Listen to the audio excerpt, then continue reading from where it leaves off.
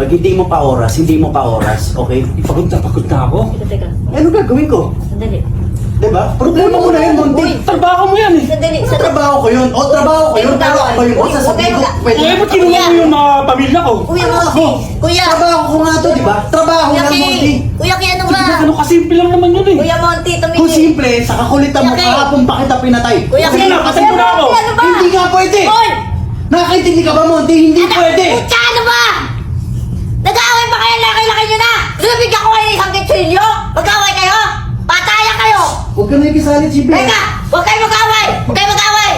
Paano kung mapatay mo to? Eh, yun nga gusto niya. Ayoko nga! Gusto ko nga namatay. Ayoko! Kailangan ka pa namin! Mahal kita!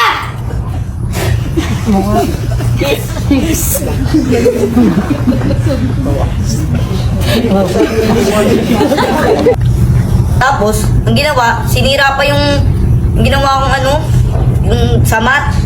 Ang hirap-hirap kaya may solve yun. Sinabi niya yun? Sabi niya, may daw ako sa mat. Eh, pinakita ko yung mat ko. Ginunting niya. Ano ginawa mo? Wala. Sinabi ko lang kay ma'am. Hindi naman naniwala sa akin si ma'am. Pinagalitan pa ako. Tapos, pinunta ako sa CR. Doon ako pinagsusuntok. Yun o. Ang kaaway ko. Hindi ka lumaban?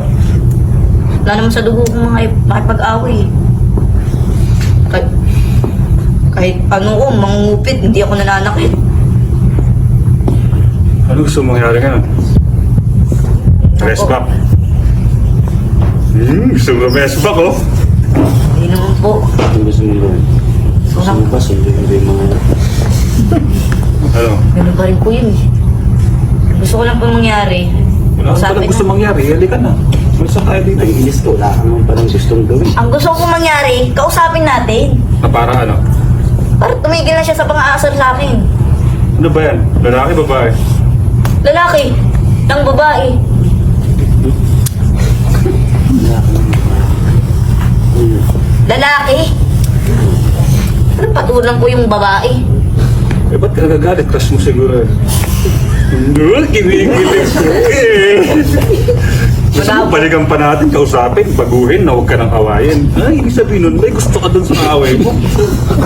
Ano ko bakla? Yung bakla! Wala masama dun. Uy. Problema ka pa sa pakla. Eh, kapupuntahan ko yun. Pupuntahan ko talaga yun. Sige na. Oh, yan eh. Grabe naman po yun. May ipon naman din po ako. Kriminal na may ipon. Ha? Saan galing yun? Sweldo ko kay boss. Oh, di ba galing sa nakaw yun? Trabaho lang po. Walang personalan. Buti na lang po. Nasundan ko kayo. Narinig ko pa lahat ng pinag-usapan nyo. Mga baliw po ba kayo? Kung ano na po pinagsasabi nyo eh. Kayo po, gusto nyo na mamatay? Kayo naman po, feeling kamatayan. Pero kung anong trip nyo, ayos lang. Kailangan ko lang naman po ng matataguan. Hindi pwede. Dadagdagan mo na sakit sa ulo ko. Oo nga. Saka mamaya, scammer ka eh.